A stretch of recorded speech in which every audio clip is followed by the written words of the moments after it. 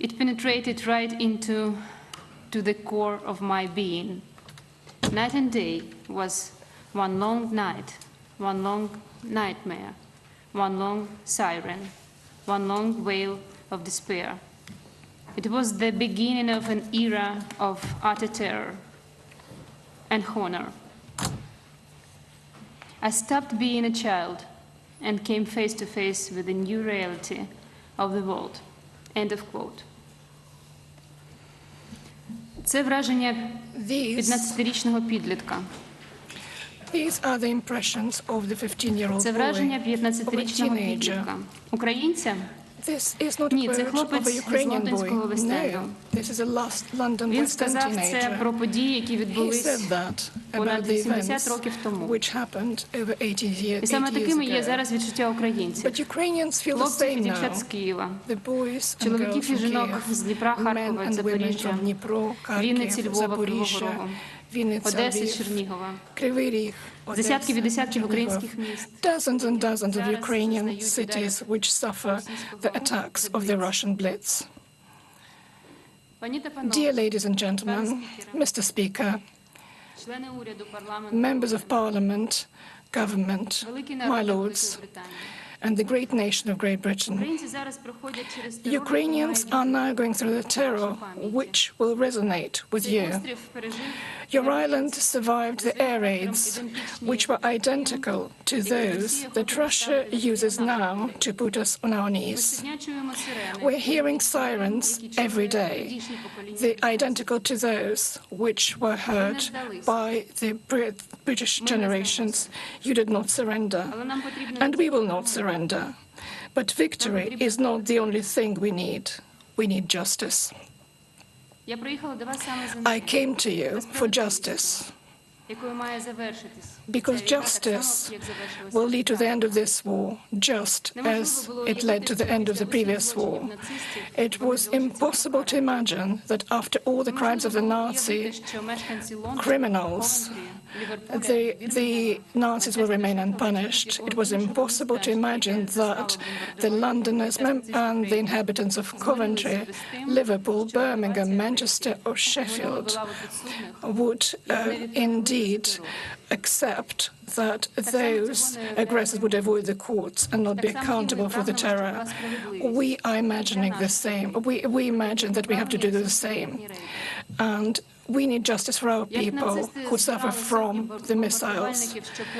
As the Nazis assembled hundreds of aircrafts to turn into horror the British days and nights, Russia is doing the same with missiles and drones, Iranian drones for the mass missiles attacks. 70, even 100 missiles a day, and those cities who are on the front line survive the lethal strikes. Have a look what it means. This is the hospital in Vilnyansk in Zaporizhia region. We had the maternity unit there. Russian missile attack destroyed everything. 13 people we managed to save, but one newly born boy who was only 2 days old was killed. The next photograph was shared by thousands of people. The parents of these children had to find the gas station so that they could find the electricity, the power supply for her inhaler. She couldn't survive without it. That was during the blackout. During yet another mass Russian missile strike, more than 20 million Ukrainians remained without electricity, water, heat. They had no electricity for over 30 hours in some places. This is how it looked. The doctors were operating in the dark, and the transport stopped and communication. Our enemy wants to destroy the energy and hit us with the darkness and cold. We do not know exactly how many boys and girls and women and men became the victims of torture and violence brought by the Russian occupiers. But it's important to understand that Russia brought the systematic violence. In many deoccupied towns and villages, we find the chambers, torture chambers, which were organized by the occupiers, we have documented thousands of crimes, including the sexual violence. The youngest girl who was raped by the Russian occupiers was 4 years old. The oldest survivor was 85. These are the victims we know. How many victims we still don't know about?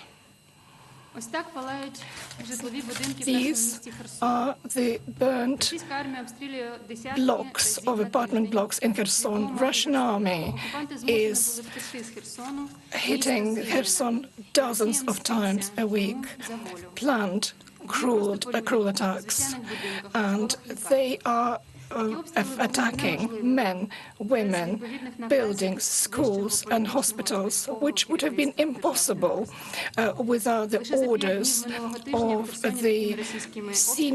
the leaders of the terrorist state. In the 5 days in Kherson last week, 15 people were killed, and this is another threat to the millions of Ukrainians. We are talking about the mines. Over 200,000 kilometers of our soil are now covered in mines and unexploded munitions. When the occupiers retreat, they are leaving everything around them mined. Quite often, they're hiding the mines and the explosive devices so that it would be difficult to find them straight away in the buildings, in the civilian cars, in the critical infrastructure. For example, in one of the flats in the Kyiv region, they mined the piano. That sums it up, their attitude, not just to people, but to art as well. This is not spontaneous or random. So we've just been listening to Ukraine's First Lady. She is addressing Parliament in London. She is there. And, you know, she's sort of giving us some insight into the horrors of war. And one of the concerns that she has said, that she has had, is that the West will develop war fatigue and will lose interest in what's happening in Ukraine. And part of what she's doing here is hoping to ensure that the people in the UK and beyond remember Ukrainians and remember their suffering. We're going to keep an eye on the First Lady there in London and bring you more updates as warranted. But let's talk about what's coming up. It's Giving Tuesday.